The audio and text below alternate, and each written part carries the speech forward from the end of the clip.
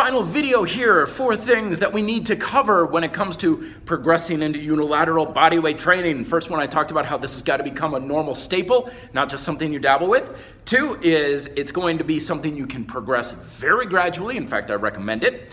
3, I talked about how we need to improve strength and mobility and stability to become proficient at these exercises, and that's going to help you basically kick more butt in almost everything that you do.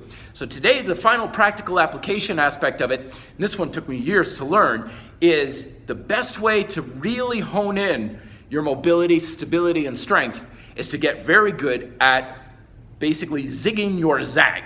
All right, what the hell do I mean by that? Well, when we start to play around with unilateral moves, we're quickly made aware that our arms and our hips attach to the sides of our body.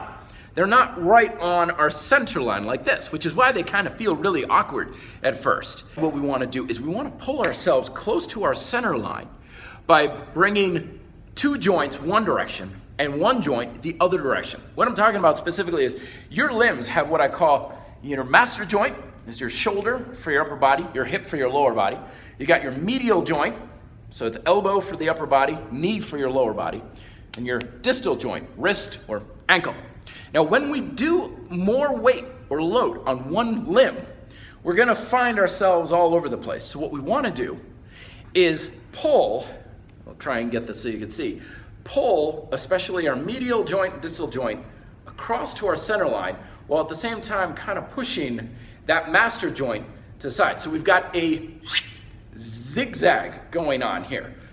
And this is what our body is built for. You'll notice that the muscles on the inside, your pectorals, your lats, the muscles on your inner thigh are much stronger than the muscles on the lateral side, your shoulders, the outer hip, and so on, because we're made to do this kind of motion with our upper body, or the hips kicking off to the side a little bit with the lower body. Because after all, life is not bilateral, it's unilateral. We're built to move this way. So when we're practicing our moves, we want to pull our medial joint closer to our center line, while at the same time making our master joint shove a little bit to the side. If we do just one or the other, we're not optimizing how much engagement we can get into our muscles. So with push-ups, think of like pulling your shoulder over to the side so your chest is more over your hand.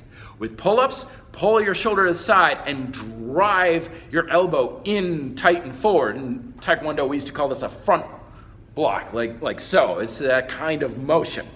In squats, lunges, and so forth, push your hips a little bit to the side, pull your knees slightly inside. You don't want to overkill it too much on the lower body because then you just fall over to the side. But it's a subtle thing. I like to tell people, feel like you're sitting into your hip. Be your own judge though. If you're doing something and your body doesn't like it, maybe not quite ready for that move yet, maybe regress it a little bit.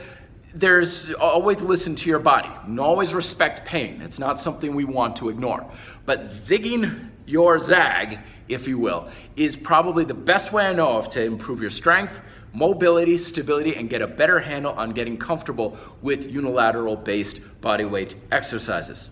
All right, let me know if you have questions down below. Check out the other videos here. I got new playlists ready, waiting for you, and also new videos here. Till then, be fit, live free.